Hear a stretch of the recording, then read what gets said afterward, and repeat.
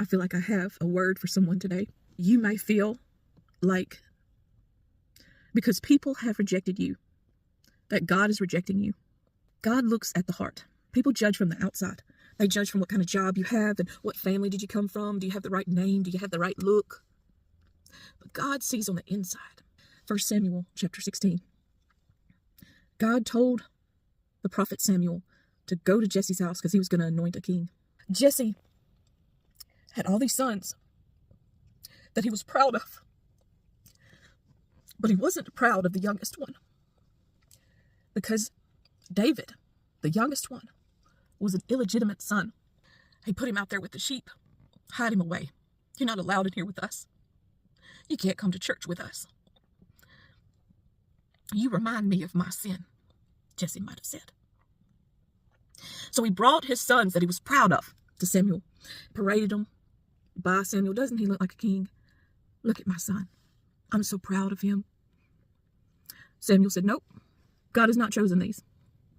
Every one of them got rejected. He said, do you have any more?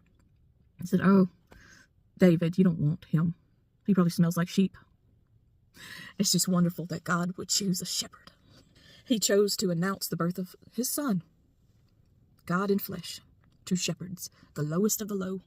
See, in God's system, the first shall be last and the last first. It's different than this world. People might have rejected you, but if God calls you, it doesn't matter what they call you.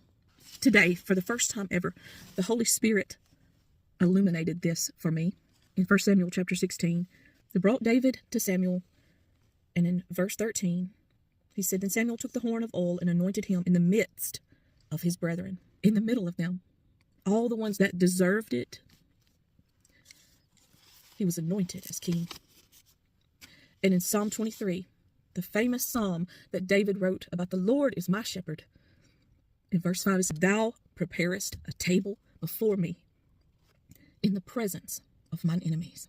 Thou anointest my head with oil, my cup runneth over. When I thought about that, when I thought about the Lord preparing a table for David, preparing this kingdom for David in the midst of his enemies, I thought about what it's just said, that Samuel anointed him in the midst of his brethren.